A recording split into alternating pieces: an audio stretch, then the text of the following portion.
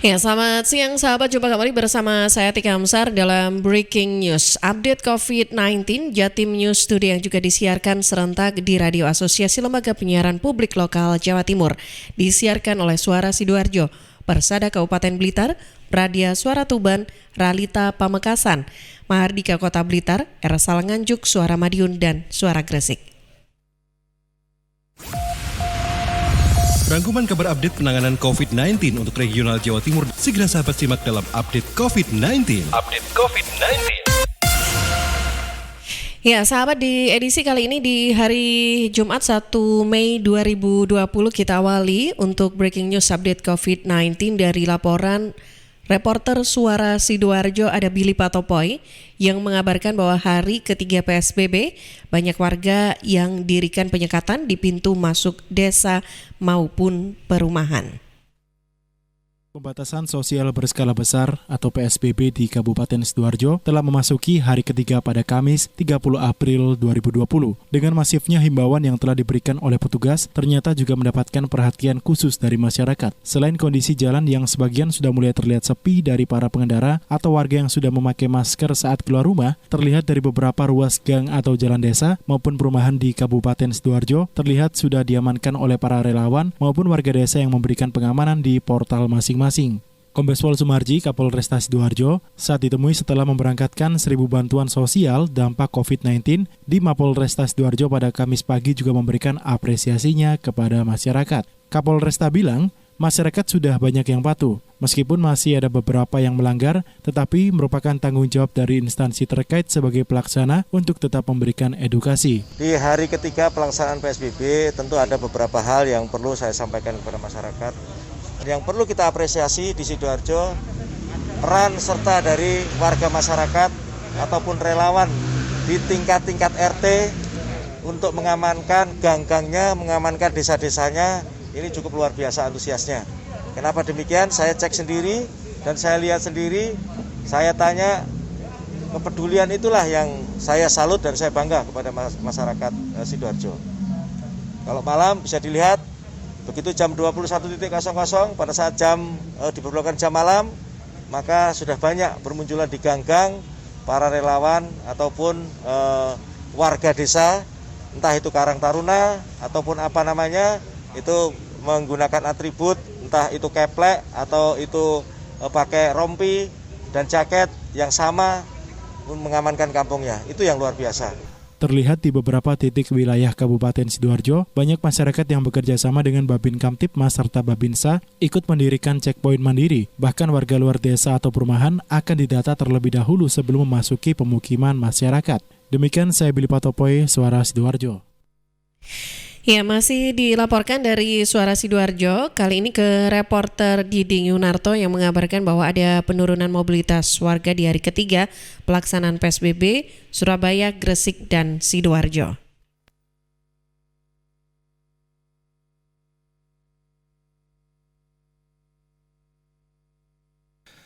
Sahabat, dalam evaluasi pelaksanaan pembatasan sosial berskala besar atau PSBB, ada data yang menunjukkan penurunan mobilitas warga. Ini dikatakan Khofifah Indar Parawansa, Gubernur Jawa Timur pada Kamis kemarin. Meskipun di hari pertama PSBB, menurut Khofifah, terjadi kemacetan di beberapa checkpoint Surabaya, Gresik, dan Sidoarjo. Tetapi hal ini langsung dikoordinasikan dengan Polda, Kodam, dan pihak terkait lainnya. Ini datanya teman-teman, saat diberlakukan PSBB ini, kendaraan roda 2 yang keluar masuk Surabaya turun 12,96%, dan kendaraan roda 4 yang keluar masuk Surabaya turun 22,2%.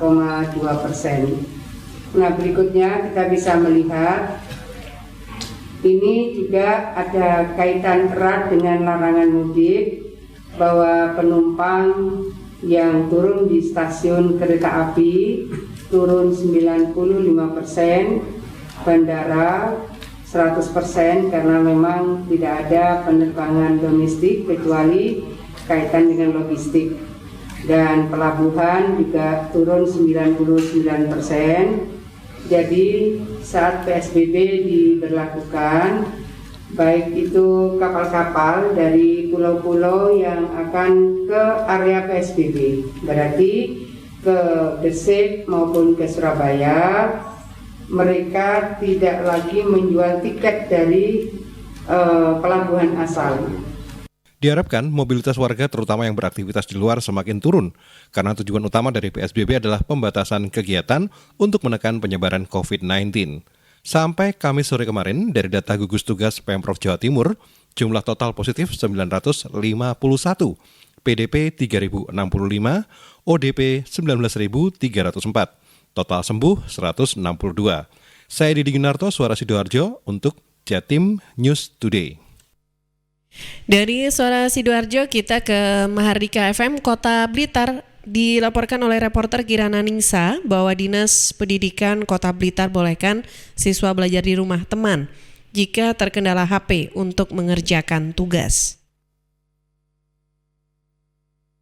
Pelaksanaan program School from Home SFH untuk mengantisipasi penyebaran virus corona mengalami banyak kendala. Misalnya tidak semua siswa atau wali murid memiliki sarana HP untuk menerima dan mengirim materi ke guru, atau sebaliknya, wali murid masih gagap teknologi. Priyo Suartono, PLT Kepala Dinas Pendidikan Kota Blitar membenarkan adanya kendala sarana yang dihadapi wali murid. Pihaknya menyadari ada beberapa siswa yang berasal dari keluarga kurang mampu sehingga terkendala sarana dan orang tua yang masih gagap teknologi. Oleh karena itu, pihaknya memberikan keleluasaan agar siswa yang bersangkutan bisa belajar di rumah saudara atau teman satu kelasnya. Tentu harus tetap memperhatikan protokol kesehatan yang sudah ditetapkan pemerintah dalam mencegah penyebaran virus corona. Belajar cukup dengan 2 atau 3 teman saja, tidak boleh lebih untuk menghindari kerumunan. Siswa juga diharapkan menerapkan physical distancing, menggunakan masker dan memakai hand sanitizer. Terkait kebutuhan data untuk proses SFH, Priyo menyebut sudah mengurangi banyak jam belajar. Proses pemberian materi diutamakan menggunakan WhatsApp sehingga penggunaan data bisa diminimalisir. Pihaknya menyebut fasilitas data memang hanya diberikan untuk sekolah, include dalam APBD masing-masing lembaga pendidikan. Sekolah sudah mensikapi selama ini terhadap anak yang kurang mampu tentunya ada keleluasan, toleransi. Jadi dengan tetap menjaga protokol physical distancing, dia akan mengikuti temannya yang punya data dan sudah pembelajaran mulai minggu 2 sudah dikurangi banyak. Sementara itu Sobat, mengantisipasi penyebaran virus corona, Dinas Pendidikan Kota Blitar memperpanjang masa SFH untuk lembaga pendidikan setingkat PAUD, TK, SD, dan SMP sampai waktu yang belum ditentukan. Kirana Nisa, Mahardika FM. Ya, dan selanjutnya bergeser ke Ersal Nganjuk. Ada reporter Agustin Merdekawati yang mengabarkan bahwa PDP asal Kecamatan Sukomoro, Kabupaten Nganjuk dievakuasi ke rumah sakit.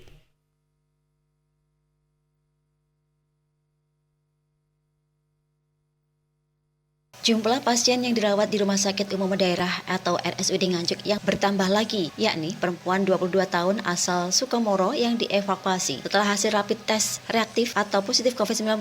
Evakuasi yang dibenarkan oleh Kepala Puskesmas Sukomoro, Dr. Masrukin, dan untuk mengantisipasi risiko terburuk, pasien tersebut langsung dibawa ke RSUD Nganjuk untuk dilakukan perawatan dan isolasi. Menurut Dr. Masrukin, setelah mengetahui rapid test yang bersangkutan reaktif, pihak Puskesmas langsung melakukan tracing untuk mengetahui siapa saja yang kontak dengan yang bersangkutan. Namun sejauh ini sudah mendapatkan data kontak 28 orang. Untuk mencegah potensi penyebaran corona, sebanyak 28 orang tersebut diminta melakukan isolasi mandiri di rumah. Menghimbau kepada mereka yang sudah pernah kontak tidak perlu bepergian, tetap menjaga kesehatan dan mematuhi pola hidup sehat. Terkait dengan satu pasien yang rapid testnya reaktif, Ketua Tim Penanggulangan Virus Corona RSUD Nganjuk, Dr. Maibudi Prasetyo SPP, mengatakan pasien asal Sukomoro tersebut tengah antri untuk diambil swabnya dan pihaknya masih terus melakukan pengambilan sampel swab terhadap pasien yang dirawat di RSUD Nganjuk. Total ada 9 pasien yang diambil swabnya, 4 diantaranya melakukan pengambilan sampel swab kali kedua, adapun 5 lain yang merupakan pengambilan sampel pertama. Dan ada banyak pasien yang nantinya akan diambil swab, ada yang baru pertama kali, namun ada pula pengambilan sampel lanjutan untuk menentukan perkembangan kesehatannya, yakni apakah tetap positif COVID-19 atau sudah negatif. Agustin Merdekawati, Ersal Nganjuk. Pemkot Madiun menggelar doa bersama secara online sebagai upaya pencegahan COVID-19 di Kota Pendekar. Kegiatan tersebut bertempat di halaman tengah Balai Kota Madiun dan dihadiri oleh 10 ulama dari Kota Madiun. Kegiatan juga dihadiri Forpimda dan sejumlah kepala OPD dengan tanpa undangan masyarakat. Doa bersama online juga mengedepankan physical distancing. Ulama dan Forpimda duduk berjarak dengan menggunakan masker. Wali Kota menyebut berbagai upaya pencegahan COVID-19 sudah dilakukan pemerintah bersama masyarakat Kota Madiun. Namun, upaya yang dilakukan dirasa kurang lengkap tanpa mengharap ridho Tuhan Yang Maha Esa. Wali Kota berharap doa bersama mempercepat penanggulangan COVID-19 di Kota Madiun.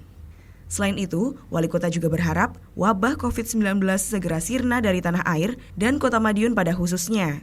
Hal tersebut penting agar jalannya pemerintahan dan aktivitas masyarakat dapat kembali normal. Doa bersama tersebut juga sekaligus peringatan sederhana 1 tahun pemerintahan Wali Kota Maidi dan Wakil Wali Kota Indaraya. Berbagai capaian sudah diraih Kota Madiun. Di antaranya adalah 31 penghargaan dan pembangunan sentra ekonomi baru yang manfaatnya sudah dapat dirasakan oleh masyarakat. Seperti diketahui sahabat, data dari dashboard.madiunkota.go.id, persebaran COVID-19 di Kota Madiun per tanggal 30 April sebanyak 983 orang dengan risiko, dengan rincian 662 selesai pemantauan, 53 orang tanpa gejala, 8 orang selesai pemantauan, 58 orang dalam pengawasan, 51 orang selesai pemantauan dan sembuh, dan 1 orang pasien dalam pengawasan. Hingga saat ini, Kota Madiun masih dinyatakan zero positif COVID-19. Amanda, Suara Madiun untuk Jatim News Today. Ya, dari Suara Madiun, Amanda, reporter Amanda yang mengabarkan, dan kali ini kita bergeser ke Persada FM Kabupaten Blitar, ada reporter Andri Raharjo. Reporter Andri Raharjo dari Persada FM Kabupaten Blitar mengabarkan bahwa akhir bulan April, zona merah corona di Kabupaten Blitar bertambah.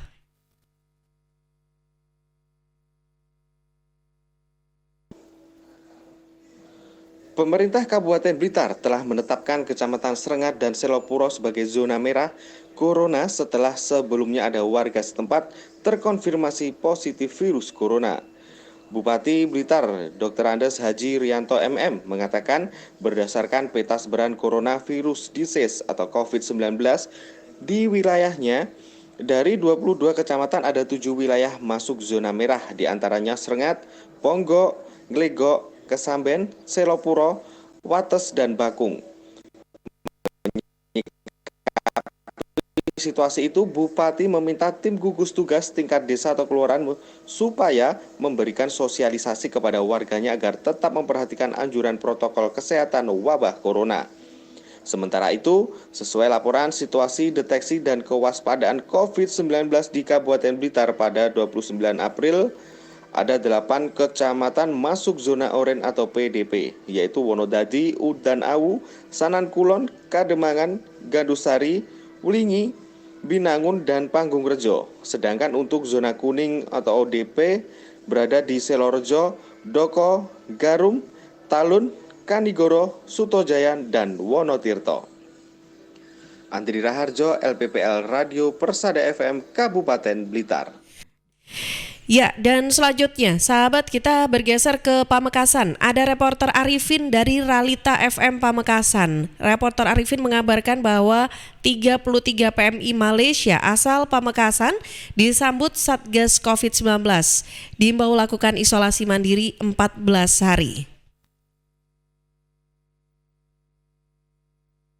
Kerabat Satuan Tugas Satgas COVID-19 Kabupaten Pamekasan menyambut kedatangan 33 pekerja migran Indonesia atau PMI asal Gerbang Salam tiba tadi malam sekitar pukul 23.00 di Terminal Ronggo Sukowati. Sigit Priyono selaku tim Satgas COVID-19 Kabupaten Pamekasan bidang komunikasi mengatakan 33 PMI ini tersebar di 6 kecamatan yang baru datang dari Malaysia. Di antaranya Kecamatan Pasien, Batu Marmar, Waru, Pakong, Pegantenan, dan Kecamatan Telanakan. Mereka dilakukan tes suhu oleh tim dan tidak ada yang melebihi dari batas suhu. Menurut Sigit, yang juga Kepala Bagian Protokol dan Komunikasi Pimpinan Sekretariat Daerah Kabupaten Pamekasan, mereka telah dilakukan rapid test di Surabaya. Hasilnya negatif dari COVID-19.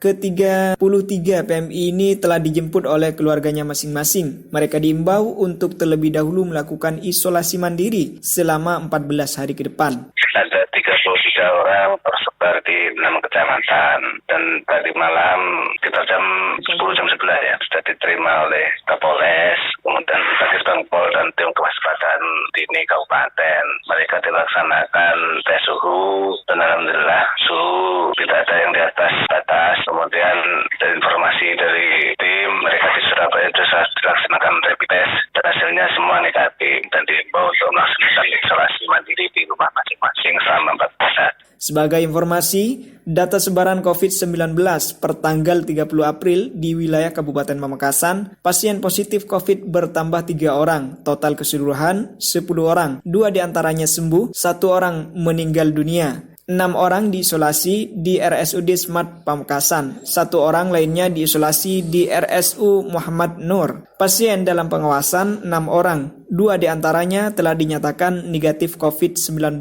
dan sembuh. Orang dalam pemantauan atau ODP sebanyak 29 orang dan orang dengan risiko sebanyak 1872 orang. Dari Realita FM Pamekasan, Arifin melaporkan. Masih dikabarkan dari Realita FM Pamekasan, ada reporter Holik Maulidi yang mengabarkan bahwa antisipasi dampak ekonomi akibat COVID-19, Pemuda Pamekasan sarankan Pemkab adakan gerakan lumbung pangan. Dampak ekonomi akibat pandemi COVID-19 di Indonesia sudah mulai terasa setelah masyarakat harus di rumah saja, jaga jarak, bahkan mengikuti aturan pembatasan sosial berskala besar. Kondisi perekonomian ini kedepannya dikhawatirkan makin memburuk, khususnya bagi masyarakat Kabupaten Pamekasan yang mayoritas warganya menjadi petani dan nelayan jika pandemi masih berlangsung. Mengingat kondisi seperti ini belum diketahui secara pasti kapan akan berakhir. Seharusnya Pemkab Pamekasan mulai mengambil langkah antisipatif memastikan ketersediaan pangan. Hal ini diungkapkan Ahmad Fajar, pemuda Pamekasan yang juga Ketua Lembaga Swadaya Masyarakat atau LSAM, seorang petani kecil yang selama COVID-19 melanda sangat merasakan dampaknya. Untuk perekonomian di Pamekasan, ia menyarankan pemerintah atau OPD terkait bersama kelompok tani mengadakan gerakan lumbung pangan serentak. Menurut Fajar, gerakan lumbung pangan serentak adalah salah satu bentuk antisipasi menjaga kekurangan kebutuhan konsumsi dari dampak kebijakan penanggulangan COVID-19 yang diputuskan pemerintah. Holik Maulidi, Realita FM Pamekasan. Ya, dari Pamekasan kita bergeser ke Pradia Suara Tuban. Ada reporter Khalil Aris yang mengabarkan bahwa antisipasi akal-akalan mudik, petugas di pos penyekatan periksa kendaraan angkutan barang. Petugas gabungan di pos penyekatan arus mudik Jatim Jateng di Desa Sukolilo, Kecamatan Banjar, Tuban, meningkatkan kewaspadaan dan pemeriksaan terhadap kendaraan dari luar kota yang melintas. Penyekatan dilakukan setelah adanya instruksi pemerintah tentang larangan mudik di tengah pandemi Corona saat ini. Peningkatan itu dilakukan setelah beberapa waktu lalu beredar kabar adanya masyarakat yang nekat mudik dengan menggunakan mobil angkutan barang atau truk. Kasat Lantas Polres Tuban, AKP Argo Budi Sarwono mengatakan selain kendaraan umum dan pribadi dari luar kota yang diperiksa, setiap mobil angkutan barang atau truk juga diberhentikan untuk dilakukan pengecekan dan pemeriksaan. Dia menjelaskan pihaknya tidak mau kecolongan adanya pemudik yang menggunakan truk atau mobil angkutan barang. Sebab sebelumnya mobil angkutan barang memang diperbolehkan melintas di pos penyekatan. Bisa kita saksikan bersama, kegiatan kita laksanakan, bila mana kita temukan pemudik, maka kita akan melaksanakan pemeriksaan protokol COVID-19 berupa pemeriksaan kesehatan. Setelah itu kita memberikan juga edukasi bahwasannya saat ini sudah berlaku larangan mudik dan bila memang benar yang bersangkutan adalah pemudik maka kita akan himbau untuk balik kanan kembali ke daerah asal. Selanjutnya kepada mereka pengguna kendaraan angkutan barang, kita tadi juga melaksanakan pemeriksaan karena kita tidak mau kecolongan adanya upaya modus pemudik menggunakan truk guna menerobos sehingga lolos dari pemeriksaan. Khalil Aris, Pradia Suara untuk Jatim News Today. Ya, dan sahabat Jawa Timur, demikian untuk update COVID-19 dalam Breaking News yang juga disiarkan di Radio Asosiasi Lembaga Penyiaran Publik Lokal Jawa Timur, Suara Sidoarjo, Persada Kabupaten Blitar, Pradia Suara Tuban, Ralita Pamekasan, Mahardika Kota Blitar, Ersal Nganjuk, Suara Madiun dan Suara Gresik. Anda bisa ikuti kembali Jatim News Today, Breaking News Update COVID-19 di setiap hari Senin sampai Sabtu jam 11:05 waktu Indonesia Barat. Saya Tika Amsar, pamit. Selamat siang. Perkembangan penanganan COVID-19 untuk wilayah regional Jawa Timur sudah sahabat simak dalam Update COVID-19. Update COVID-19 bisa sahabat simak Senin sampai Sabtu jam 11 siang. Persembahan dari Asosiasi Lembaga Penyiaran Publik Lokal Jawa Timur.